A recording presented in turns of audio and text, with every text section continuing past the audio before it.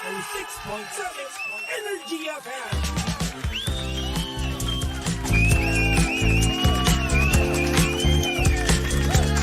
Same, pero iba. We are number 106.7 Energy FM Pangga. Huwag mo sabihing radyo. Sabihin mo. Good morning, Luzon, Visayas at Mindanao, Metro and Mega Manila. At syempre, good morning din sa mga pangga natin diyang kumakain na ng breakfast. Nasaan kaya si Lindsay? Lindsay, nasaan ka na? Ha? Ikaw ba ay pumasok ngayon o hindi? Hindi ka naman kasi nagsasabi kung papasok o hindi eh. Where are you, my friend? Alam mo na, miss na kita, Lindsay eh. Ewan, si Lindsay ay wala ngayon, di ba? O sige, tayo na lang. Wala naman tayong magagawa dyan eh, di ba?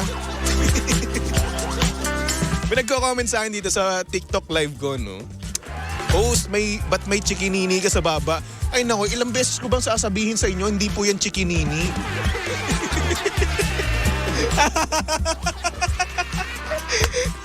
Ayun na nga, eto na nga si DJ Lindsay. At ang sabi niya, kakadating niya lang daw. Yes, binroadcast ko pa talaga. Eto lang nakapagsabi, no? Kasi Lindsay po ay na-late. So bakit? Hoy, una sa lahat. Nakakainis ka. Tingnan mo, isang pilik mata pa lang yung nakakabit ko. Eh bakit? Eh paano? Late na nga rin ako pumasok eh, oh. Oo, nakakainis ka. Sige, broadcast mo pa ha. Si Lindsay, late. Hoy, ngayon lang ako na late. Sorry ka. Ay, ngayon ka lang ba talaga na late? Tama naman, mukha talagang bagong gising. Oh. Kuya Rolito. Ayan. Ay, ang galing mo dun sa part na yon. Mali ba naman. yung sinaksakan ko? Mali yung sinaksak mo eh. Mahina talaga akong sumaksak. Ay nako, iba tayo dyan. Alam mo ako sa saksakin, napakagaling ko. Feeling ko nga. Sa pasukan? Ay nako, asintado to par. Tingnan mo, nakakainis ka. Nag-message ako sa'yo, hindi ka tumitingin. Eh nasaan ba yung message mo? Wala nga oh. Eh kasi naka-TikTok ka. Ayun nga, eh paano gagawin ko? Busy ako, di ba? Tingnan mo, isang pilik mata pa lang. Sabi ni, tapos tinuntahan ako doon ni Kuya Rolito. Oy, halika na. Sabi ko, dali, isang pilik mata pa lang yung nakakabit. Alam mo, huwag kang mag-alala. Maganda ka pa rin. Ewan ko sa'yo. With Tingnan mo nga or mo, without mukha makeup. akong may sakit. Hindi kaya. Yamot ka talaga. Ganda-ganda mo nga yun. Manira ka talaga ng Woke up Lunes. like this pa yan, ha? Alam mo, Partida. hindi ko alam kung bakit hindi nag-alarm yung telepono ko. Hindi ko alam, imposible naman na pinatay ko. Tapos natulog ako ulit. Di ba, habang hindi mo yung pinapatay, nag-alarm lang yun na nag-alarm. Hindi ko alam kung bakit ganun. Alam mo kasi, no, minsan nakakalimutan natin talagang mag-set ng alarm clock. Hindi, tingnan mo, Baby Tobs. Talagang nakaset talaga siya. As in, Nakaset? tingnan mo. Oo, ayan Ang tanong, nakamute ka ba? Mababa ba yung ano mo? Yung tawag dito, yung volume mo. Hindi, di ba sa iPhone, kahit pa yung volume mo, mag-a-alarm yan. Ewan ko, wala akong iPhone eh. Yan nga. Hindi ko alam eh. Saan mo tinatanong? Kahit mababa yung volume yan, kahit naka-silent ka, mag-a-alarm yan. Ganun pala yun. Hindi ko alam kung bakit. Hala, may nagpatay ba? Hala ka. Mag-isa lang ako sa nakakaloka. Hindi nga May natatakot. nagmumulto sa'yo.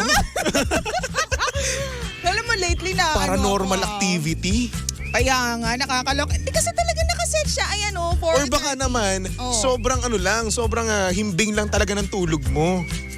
Posible. Hindi ko rin alam. Kasi minsan ganun talaga tayo. Ako nung nakaraan lang ha.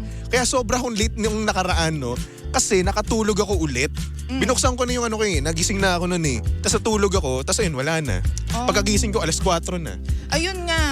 So paano? Bakit? Ano nangyari? Hindi natin alam, di ba? Or baka naman, hindi, naka-AM. Dinoble ko na. Kala ko PM. Hindi, AM yan. Ito nga, lagi talaga siya nag-alarm tuwing umaga. Hindi ko alam kung kanina. Bakit? May nagpatay ba? Ba't hindi siya nag-alarm? Ba't hindi niya ako kinukulit? Or baka naman, nagbago na. Nakakainis minsan, Bayan? no? Yung ready ka, tapos kung kailan kinukulit ka na niya, bigla ka namang hindi responsive, ganyan. Kaya talagang buhay. Minsan iniiwan tayo sa ere. Yan, tapos napapahama ka kapag wala na siya. No. Yung tipong isang beses lang siya makamiss, wala na, sira na lahat, buong araw mo. Ay, na-miss ko na siya. Sinasabi ko sa'yo, Toby. Oy. Kamusta naman ang weekends mo? Naglinis ako ng bahay kahapon. Lagi ka naglilinis? Kapag wala talaga akong ganap ng weekend, Oh? naglilinis lang ako ng bahay. Ay, oo nga pala. Di ba? Oo. Kalamitan kasi, rumarakit ka. Oo. Kaya ang yaman-yaman mo eh, no? Hindi. Oo, Tapos hindi. nagpagawa ako ng Ng? nagpapalit ako ng preno pala ng sasakyan nung Sabado. Tapos ikaw ba? Ako? Wala naman akong ginawa. Nag-Valorant lang ako. Tapos naglaro ako ng WWE 2K24, no? Oo, nakakainis ka. So ayun. At nga pala kanina, no? Hindi na ako nag-fast food. Oo nga, nakita ko. Congrats mo naman ako. Congratulations to Oo. you. Kahit ilang taon na kitang sinasabihan na huwag ka na kumain ng... Ayun nga, hindi naman sa hindi, huwag ka kumain. Kasi syempre, kailangan i-treat mo yung sarili Yes. mo paminsan-minsan. And nakakamiss din naman. But, if you're doing it every day for the last 2 years or 3 years, huy, ano ka? Actually, magti 3 years na nga eh. Kasi araw-araw talaga ako, no? Kada umaga, fast food.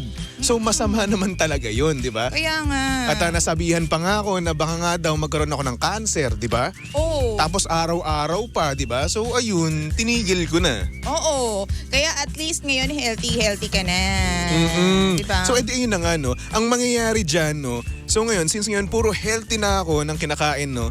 Ano kaya yung mangyayari sa akin? Pero kanina meron akong na realize agad eh. Ano? Parang iba yung energy ko.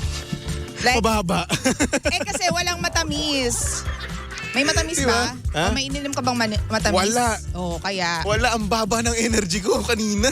Ano yan? Kasi nga hindi nag-spike up yung sugar mo dahil nga hindi masyadong madami yung matamis na kinain mo. Kaya nga. Nanibago yung katawan mo. Nanibago ko. Wala talaga akong kape. Wala lahat. So yung ibang diet, ibang kinakain ko talaga before, no? Wala ngayon sa sistema ko. So ibang-iba talaga. Huwag naman yung tinanggal mo as in lahat-lahat.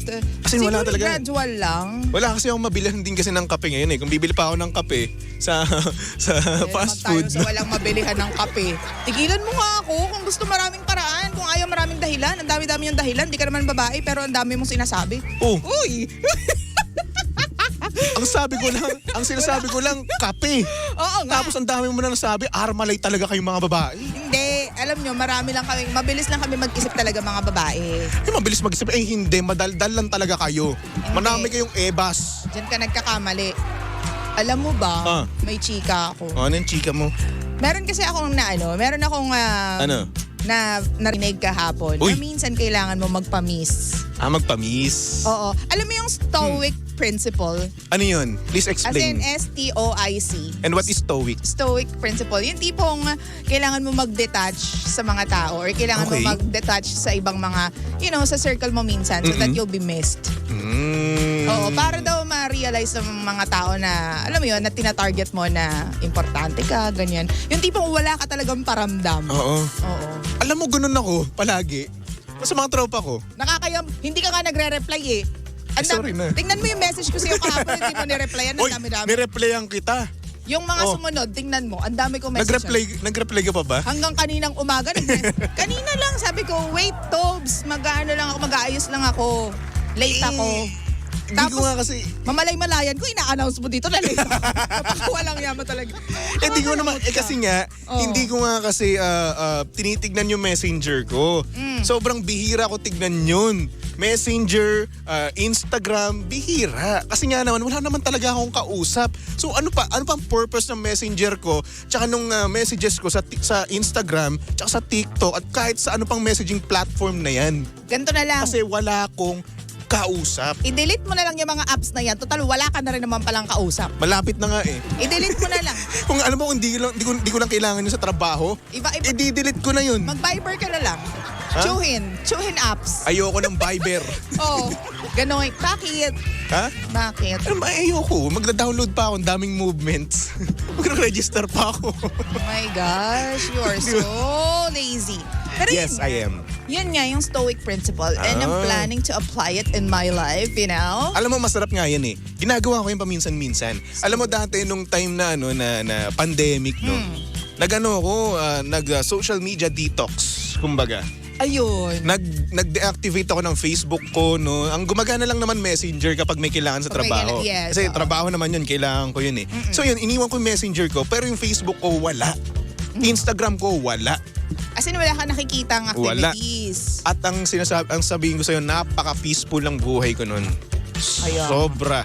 Tapos yung time pa na Gusto ko yung peaceful lang life. na-hack yung yung Facebook account ko. Nawalan ulit ako ng Instagram, ng Facebook. As in wala. Napakasaya ng buhay ko nun. Ang saya. As in. Gusto kong mag-detox din. Gusto ko maging peaceful ang life ko. Mula sa mga taong... Ano? Ano? Banggitin mo na. Mula sa mga taong nananakit sa atin. Nananakit. In short, toxic. Ganon. Toxic. Ito sinusugarcoat pa eh. Hindi kasi minsan ganyan 'di ba Baby Toby, yung tipong kailangan kahit matagal na yun lumipas, biglang may magpa-pop up sa buhay mo ulit. Oo nga eh. Wala lang, nasabi ko lang. Teka. Teka. Sinusunod ko yung sarili ko din. Sige. Oo nga Kaya naman. dapat i-detoxify mo yung sarili Alam mo kasi, no, minsan talaga sa buhay nga naman talaga natin, no, may magpaparamdam ulit, di ba? Like for example, may nagparamdam... Si anong, di ba? Huy. Hawak kamay tayo dito. Walang mapapahamak sa tandem na to. Pag ako nilaglag mo, lalaglag din kita. Walang mapapahamak sa tandem na to. Teka, mamaya na lang yung usapan natin ganun. Kapag si Ando at Lara na nag-uusap, okay? Hindi kailang, ayan nga, going back, i-detox natin ang ating mga sarili. Kasi minsan, alam mo yun, ang dami nating tinatanggap na messages. Tapos yung iba hindi natin na-filter na ang toxic na pala niya. Diba? Na parang, bakit ang dami ninyong tanong? Ba't ang dami ninyo napapansin? Diba? Kaya minsan din naman talaga, okay lang na i-do not disturb mo yung cellphone mo. Kasi sa iPhone merong ganun eh. Oo. May ganung feature eh. Pero never ka pa nagamit. Gamitin mo. Pero nakakainis yun kapag pamilya mo yung kukontak sa'yo. Alam mo bakit? Wala na ka namang nagme-message sa akin ng through SMS eh. Hindi sa sa Messenger. Sa Messenger? Oo, meron ganun. Alam mo, nakakainis lang dyan. Kasi kapag kailangan mong tawagan yung kapatid mo, hindi sumasagot. Oo, pinapatamaan kita Mary Ellen S. Villanueva. Wait, wala naman akong makita dito. I-restrict na lang kita, Tot. Bakit mo i-restrict? Wala lang. Wala yung do not disturb. Meron yan, okay? Meron din diyang dun mute. sa general na Oo, settings. basta meron yan. Meron din diyang mute, restricted, mga ganun. Okay? Yes. O, tita ka na talaga. Hindi ako nag-explore kasi masyado. So yun maraming paraan para makapag social media detox or hindi naman kaya yung sinabi mo, stoic. Stoic, principle. Ayun. Saan mo naman natutunan yan? Wala lang. Kasi nagbabrowse lang ako kahapon ng mga bagay na mga distress.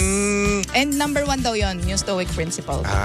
Ako kasi kalimitan kasi ang ginagawa ko imbis na umalis sa social media, ang ginagawa ko, nagpo-focus ako dun sa video sa TikTok.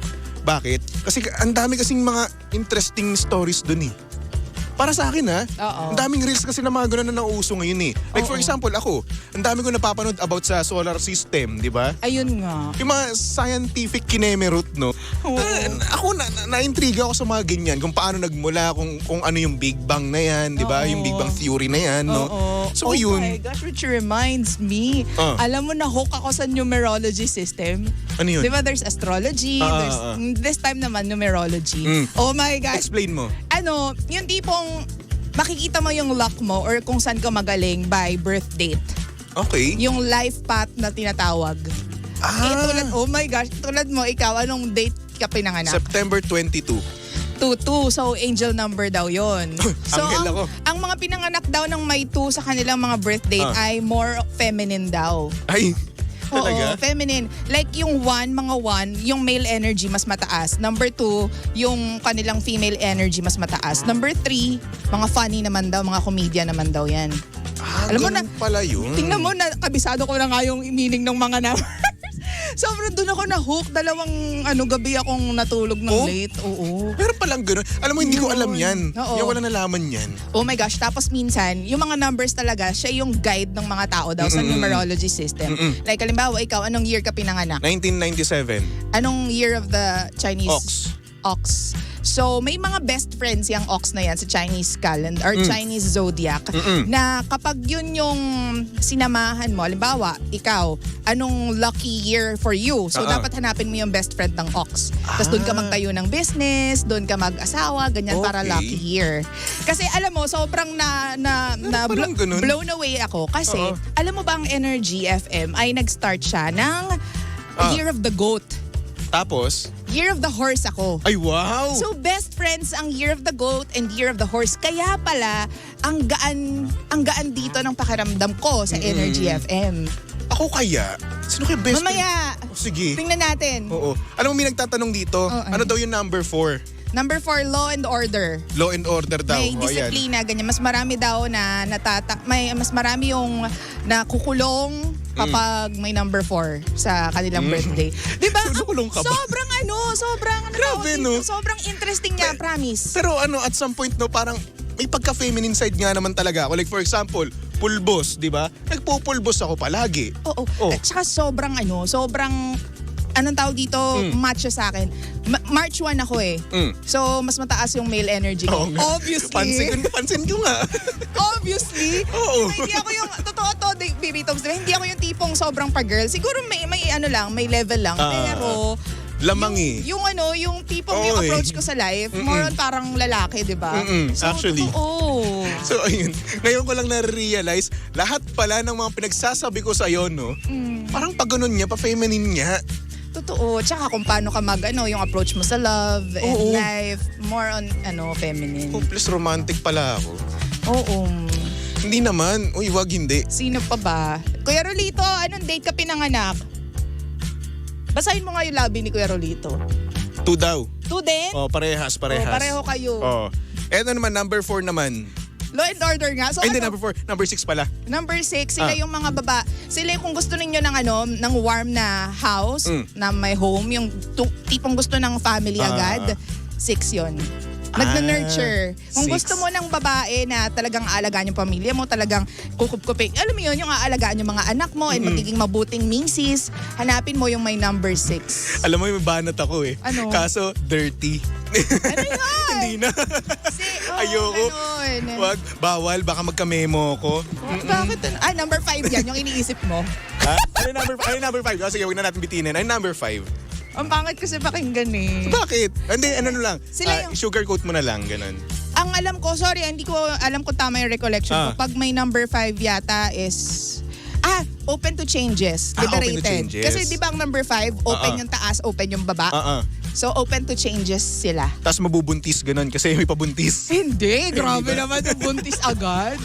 Ganun nga, sobrang nahook talaga ako, promise, baby Tobes. Mamaya. Alam mo, hook na rin ako. Isandan mo nga ako ng video ng ganyan. Oo, ay talaga sinasabi ko sa'yo. As in, even si Kobe Bryant, Oh? pinanak siya ng Year of the Horse. Okay. Okay, tama, Year of the Horse. Tapos, nag-pick yung career niya ng Year of the Horse din. Ay, wow. Anong year siya na-tsugi bambam? Hindi ko alam. Nakalimutan ko na eh. Enemy. 2020, 2021, ganun. Enemy ng horse, yung year kung kailan siya na-tegi Patay bambam. tayo dyan. Promise, may ganyan talaga. Ano ba kalaban ng Ox? Mamaya, tingnan natin. Baka ngayon yung kalaban ng Ox eh. Kasi ang pangit-pangit ang 2024 ko eh. Talaga, malalaman natin yan mamaya. Oo, ang pangit eh. Wala pang good news eh. Talaga ba? Oo, wala pang magandang nangyari. May mga magagandang nangyari pero lamang na lamang yung yung bad news eh. Promise. Ay, nako. Sobrang interesting niya. Pero oo nun, sobrang nakaka-hook nga yung mga ganyang bagay. No? Buti na hook ka dyan Oo. at nahuhook na rin ako ngayon. So mamaya magpupuyat na naman ako. Oo, Diba? ako din. Hindi naman the pig daw, yung Year of the Pig. Yung enemy ng ng Ano bang year Ox. ngayon? Dragon. Dragon. So hindi. Oo. So bakit yun? Malas lang talaga ako ngayon. Ganun. Oo, hindi naman siguro. Syempre, hindi mo naman yan isasalalay lang sa mga ganyan-ganyan. Magtrabaho ka rin, wag kang tamad. O, nagtatrabaho naman ako Sino ba nagsabing tamad ako? Ay, hindi. Hindi. Minsan kasi, di ba, may mga ganyan. Di ba, nakasalalay lang sa kung saan-saan. Year of the Pig, no? Oo. So kapag Year of the Pig na, doon na lang ako sa bahay. Ganun. Oh my gosh! This is Bakit? so interesting. Ngayon lang lumabas. What year is bad luck for Ox? Year of the Dragon 2024. That explained, I'm telling you, sobrang interesting nito, Toby. Diyos ko naman. Ayan, lumabas oh. Sabi ulit, pakiulit. Teka lang, nawala. Ayan oh. Ox. What year is bad luck for Ox? The year of the dragon in 2024 challenges those born in the year of the Ox. So hindi ka pa ba naniniwala kung bakit sobrang nahook ako dito sa numerology? Naniniwala na nga ako. Ang sakit eh. Oh Ngayon my may God. proof na. Ngayon meron nang nagsasabi na hindi talaga to ang taon ng Year of the Ox. True. So kaya pala. Kaya. Kaya pala simula pa lang ng January, landslide na kagad ako. Diba?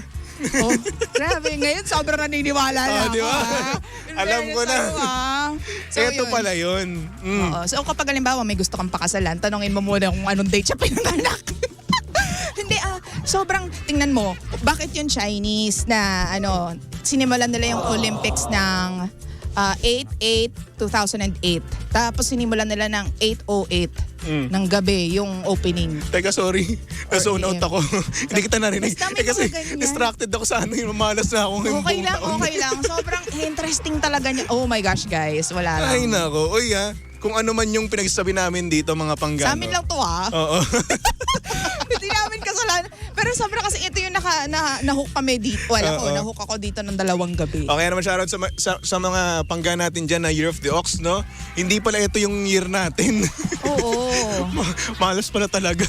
Oo. Ay nako, sa love life, sa lahat ng bagay. Diyos ko. Ay, ang dami day. pa lang nagtatanong, 21 po, Year of the Monkey. Hoy, hindi po ako Hindi po siya feng shui expert. Hindi po ako feng shui. Oo. Ito, may napag-alaman lang po siya, di ba? Meron lang po siyang bagong kaalaman, no? Knowledge, no? Na sinashare sa atin, okay? Oh, 7. Birthday ko, DJ Lindsay. Oh, 7. Mamaya, lagi ko nakakalimutan yung 7. Ay nako. Anyway mga pangga, magbalik-tugtugan nga muna tayo for our next song. Here's a song from Bruno Mars titled Versace on the Floor. And syempre susunod na ang napakaganda, napaka-sexy ang babaeng walang makeup pero napakaganda. Dahil kasalanan mo to, pag-a-announce Bakit ka dyan. ako? Kasalanan ko ba? In-announce Talaga? mo pa eh. Tutuloy ako ngayon. Walang kaayos. Talaga, ang ganda-ganda ka naman eh. Uy. Susunod na po, Liham ng Liham with DJ Lindsay. Ayan, at syempre nakasama mo at nakalandian ng hot baby boy ng radyo.